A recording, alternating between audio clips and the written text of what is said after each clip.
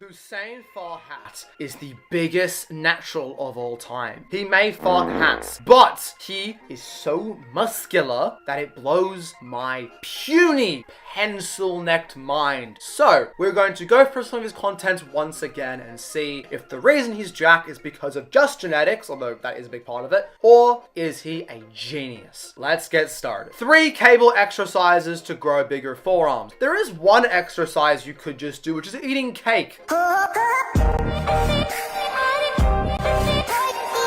It's the anime kitty curl! It's the Sam Sulik anime kitty curl. This will grow your flexors though, I can't talk shit.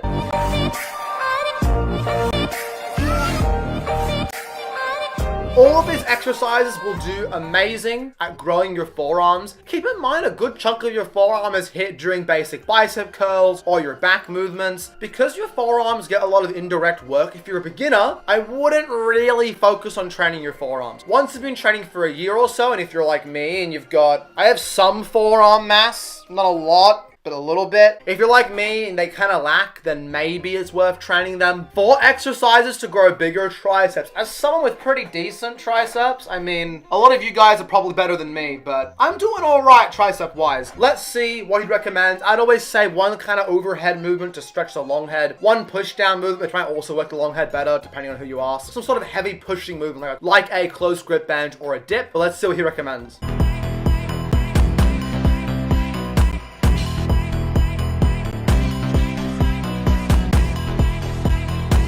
That's a little bit redundant. Both those exercises are basically the same thing. The reason why he says one of them might hit the long head more than the other is simply because when you're at a specific angle, you line up the long head with its origin of the scapula. If you watch any Davis Daly videos, you would know this. I would say, yeah, some sort of push down movement, but a lot of people do like a 1 arm push down and they do a 2 arm. Just pick 1 push down movement.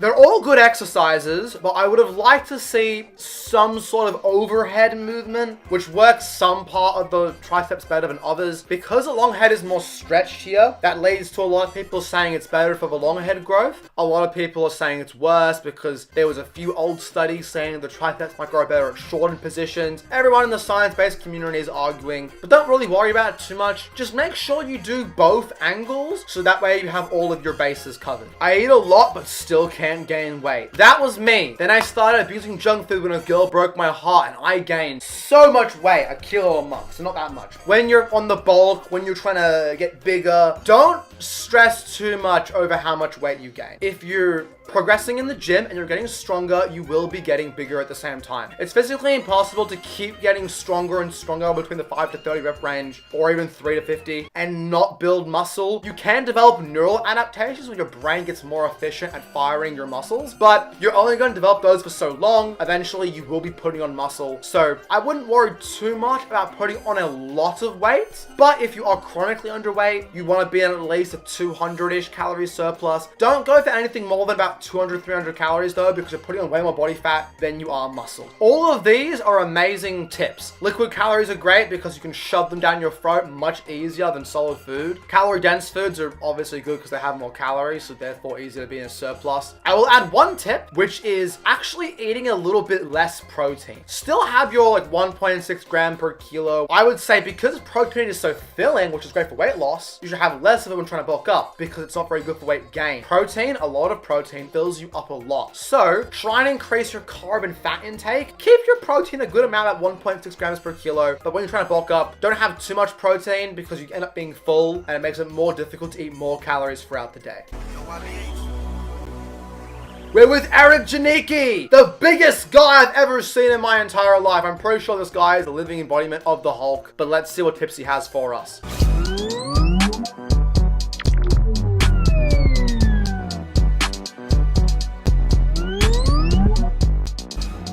Oh, come Come on, man. I've seen a few of these percentage bar videos from Eric. I don't really understand the point of them because they're entirely made up. He just kind of alters the bar to match whatever exercise he likes more. Percentage bar thing throws me off because it's kind of made up. It doesn't make a lot of sense. Yeah, let's go into more detail in the caption. So let's see what's in the caption. The cable fly with bench support, constant tension. That's good. Better peak contraction, less shoulder stabilization, but then you get less stretch compared to the dumbbell fly. And the dumbbell fly basically does the opposite. He puts a foam roller though, because it pushes his chest up more, allowing for even more range of motion. What I would say is both these exercises will probably do the exact same thing. Pick the one you like more. Go as deep as you can comfortably go. A lot of people can't go this deep. I can, and I do, but a lot of you guys might have a lot of shoulder discomfort or maybe even chest discomfort, so only go as far down as you are comfortable with. But anyway, that is the end of this video right here. Thank you guys for watching though, and I'll see you all in the next video. Goodbye, everybody.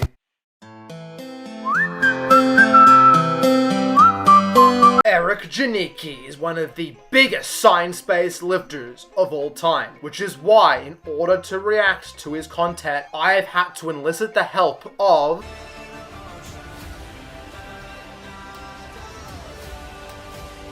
Sciencey Ant 64. Let's get started.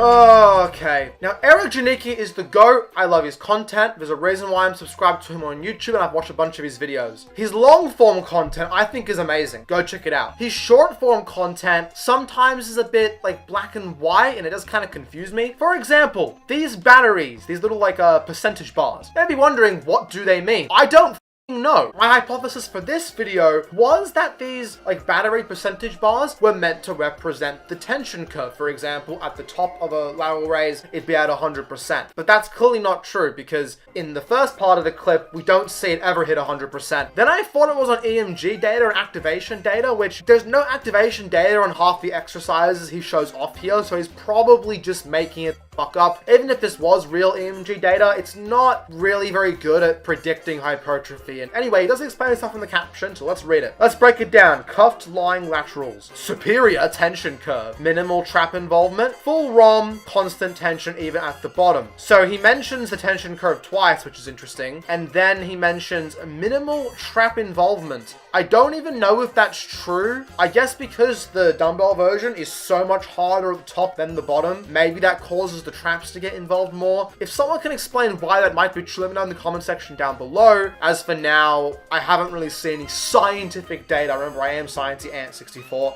not Nerdy Ant 64. I haven't seen any sciencey data to support that. The C lateral raises, easier to overload, more practical in busy gyms. I'm glad he mentioned that because if you're in a busy gym and you use a seared cable row machine to do lateral raises on, you're gonna get weird looks and people won't say it to your face, but behind your back they'll be saying, go and fuck yourself. Oh, I'm sorry, Quokka. I was crying. I'm sorry. I didn't mean that, Quokka. He likes the lying lateral raises. That's why his delta is so big. So that hurt his feelings a little bit. But the actual exercise is fine. I don't hate it at all.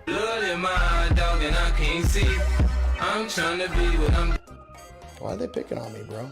Let's start some Discord. So we got some crazy cheat curls from one of the GOATs, Kevin Levrone. So we're gonna see Eric explain himself here. So let's see how he justifies his exercise selection. In the bottom corner here, you can see 2025 versus 2000. People making fun of him for not looking as alpha. Well, scientifically speaking, there is no correlation between looking alpha and producing more gains. Therefore, this comparison is idiotic. Some of the best arms of all time. And then you got me with pipsqueak arms over here. If Eric has pipsqueak arms, we're all basically two-dimensional then. Our arms don't exist in the three-dimensional plane. I would turn around and you wouldn't be able to see me anymore because I'm so small if he's a pipsqueak. I'm doing what's called a brachial curl. I'm targeting a very specific muscle group. I am using cuffs. I am trying to push tension as efficiently as possible. As you can see with Kevin here, he is literally using momentum and barely taking over the bicep towards like the top half of the rep where there's almost no tension on the bicep at all. You're stacking the joint. It's an extremely ineffective way to do a curl. If you think you're gonna look like Kevin Levrone curling like this, you are not. You are gonna look pretty much the same, if not worse tomorrow. So do not curl like this. You also probably won't look like me curling like that, but if you do it long enough, and maybe throw in a little bit of extra in there, you might as well too. But yeah, I hope you guys love these comparisons. I do love these comparisons, Eric, and Eric's scientific analysis using the scientific method I greatly approved of. I think he's completely correct here. Kevin Larone and any bodybuilder are usually as big as they are because of genetics and steroids. Their training methods make up like 5 or 10% of the reason as to why they're big, because genetics plays such a ridiculous factor, it's not even funny. Generally, if you cancel out genetics and steroids, if you just train really hard and train consistently, those two things get you most of your results. Oh, I eat enough protein and sleeping enough as well. But you get my point. Also, there were some studies on cheat curls that found that they produce the same kind of hypertrophy as a standard curl. This may be, in my prediction, my scientific prediction, my hypothesis, if you will, as to why this might be true, is because the main driver of hypertrophy, or the only driver I think, is mechanical tension. So if you kind of control it more on the way down, you can make up for cheating on the way up. I personally like to do a little bit of cheating on bicep curls. I find them much easier to progress on if I'm doing a little bit of cheating. But if you're going to cheat consistently. If you are only increasing weight or reps because your form is getting worse, you're not actually getting stronger, you're not actually building muscle. Keep your form consistent. That's far more important than having 10 out of 10 form. Keeping your form consistent, as long as it's not completely shit, of course.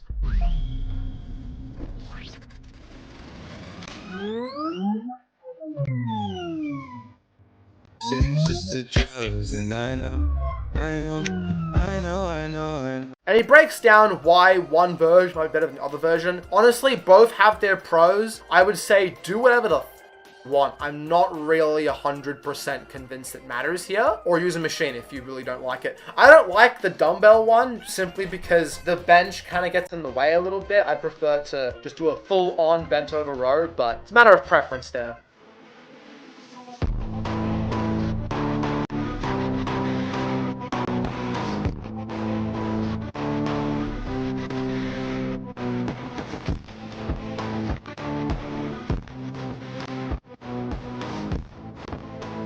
Here he shows us the optimal bicep exercise, and they're all good movements. All these movements will grow your biceps quite a lot, but I want to pause here at the end of the video and discuss, are these optimal exercises actually better for growth? There's really no way of knowing. A lot of people in the science-based space like to reinvent the wheel, if you will. I personally think that all these exercises are going to have almost, if not the exact same effect. Ultimately, what drives muscle growth is mechanical tension. We know that. It's basically just pushing yourself really hard or close to failure. If an exercise allows you to do that, then that's almost the only thing that matters. I guess safety, resistance profile, all those other things do matter as well, of course, but ultimately if the muscle gets trained hard, it tries to grow as a survival mechanism, so the next time you lift the weight, you don't die. So I don't really think these matter as much as some people make it out to be. I think Eric makes great content. He likes to follow these really funny and gimmicky looking exercises, but they will work. Give them a shot. As long as you're not changing your program all the time and you keep movements the same for a while so you have a chance to progress, it's perfectly fine to give these exercises a shot. Some people blow them off and say they look stupid, therefore they suck. I personally think all these exercises will work. The classics, the new ones. Pick the ones you like, experiment, and see what works best for you. Ultimately, in the science-based space, a lot of people are making their best guess. They're making their own hypothesis as to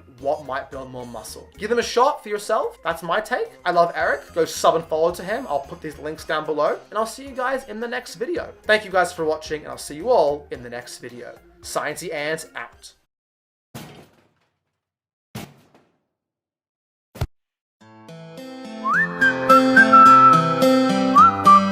Jesse James West's programming is suboptimal. He does too much volume and... Stampy Cat, how could you say that? Dun dun dun! How could you say such things? Stampy Cat does not approve of Jesse James West's programming, so we are here to determine if it's good or bad and what he can do to improve. come with me to train chest, starting off with incline barbell bench press. And one of the biggest things here is that I normally do a Smith machine, so I am not going to be the strongest with this at the moment, but I'm going to do everything I can and push to ultimate failure as always. Doing 3 sets of 12 reps. The incline barbell press is an excellent exercise for the upper pecs. Keep in mind, one of the secondary functions of the upper pecs is basically bring your arm up like this. So if you want to make it extra upper chesty, to target the upper chesticles even better, when you do an incline press, instead of flaring out a lot and pressing like this, even though you'll still work your upper chest, try and bring it down a bit more and then push back up in an arc pattern like that. That will engage the upper chesticles even more than a standard incline press. And for the next exercise, we're going to be doing cable flies. Now, truthfully, I just found this random cable machine and added a foam pad and a foam roller to help me get a better contraction and stretch overall. The foam pad can help you get a better stretch because it forces your chest upwards, which pre-stretches the chest. It's not a bad idea. It's not necessary, but it's not a bad idea. I personally always try to modify the equipment the best that I can because every person is going to fit in each machine differently. Next up, we got a staple exercise, the dumbbell bench press. Okay, now he is doing a flat press. Doing an incline press and a flat press in the same session seems intuitive. However, they both train the muscle in a very similar way. Or you've done a neutral kind of grip fly for the whole chest, and you've done an incline press for more of the upper chest, but it will still hit and target the mid and lower chest as well. And my camera has died very early on in this video, but I will not stop. I will keep persisting. Anyway, this exercise is slightly redundant because of that. And one of the key rules in exercise programming is trying to limit exercise redundancy. You want every exercise to hit the muscle in a very different way compared to the rest of the exercises. For example, not doing 2 kinds of chest press in the same session, as that probably is redundant. And if you are going to do 2 types of chest press, it's not the end of the world, but just make sure that you don't do too much volume at the same time. Overall, a very logical chest day. I give it 8 chesticles out of 10.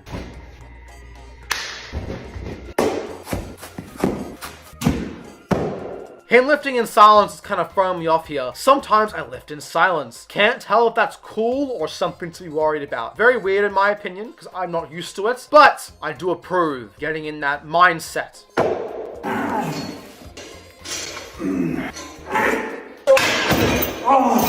The belt squat is an excellent quads exercise. It basically is just a regular squat, but the weight is loaded on your hips versus on your back, and that saves you a lot of axial fatigue. Unfortunately, most gyms do not have this machine. If my gym had it, I would abuse it, but unfortunately it doesn't. So I have to just do regular squats instead. This one.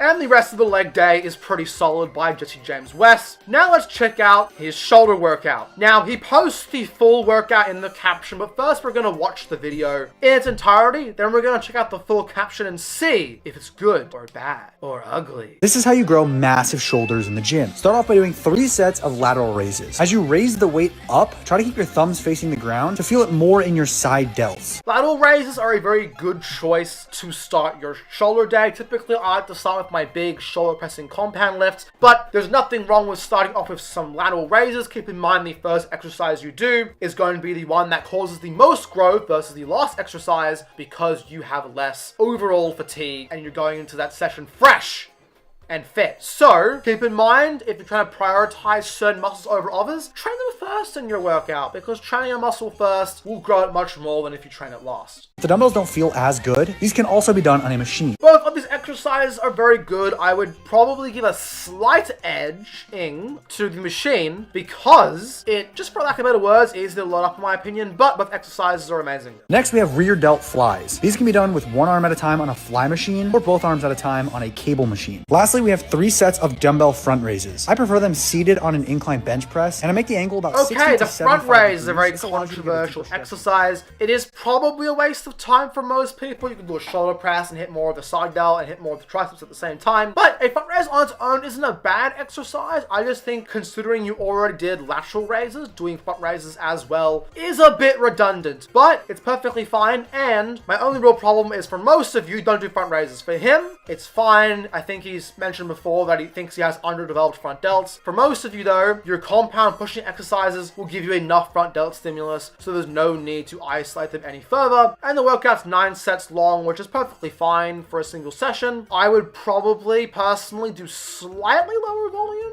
but I still think this is a perfectly reasonable amount of volume to do in a single session. We will finish off this video with a full back and biceps day by Mr. West.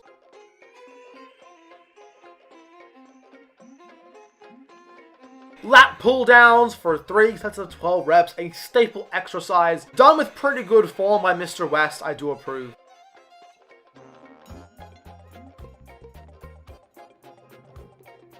Now we have single arm pull downs. I personally think these are a little bit redundant considering we just did lat pull downs, but I don't hate the exercise. But keep in mind, we're doing 9 sets already, but hopefully he stops here because he's already done 9 sets, which is a decent amount of volume in a single session. And I'm scared he might do 15 or 20 sets in a session, which, assuming he's trained twice a week, is definitely too much volume for most people.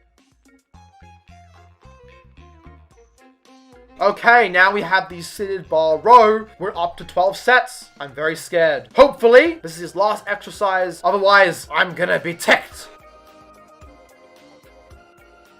And of course, a quick plug to buy some of his programs. If you have money and you want to support bro, feel free to buy some programs. But I think 12 sets for a back session, I don't think it's ridiculously bad. Recently, a lot of people have been fear-mongering doing higher volumes. I personally think 12 sets, if you can recover from it, is perfectly fine. I would personally go lower. I do 6 sets per session of back or for biceps. Typically in a workout, I think my last back day I did about 7 sets in a session. So I would personally lower the volume. I think for most people, cut the volume in half, see if you can recover. If you're recovering perfectly fine, feel free to maybe add a set or 2 here and there, but he can clearly recover from it. It clearly works for him, so who am I to judge? And yes, I know he's bigger than me, but we're here for fun and to learn. So let's keep watching the rest of this workout with his bicep workout.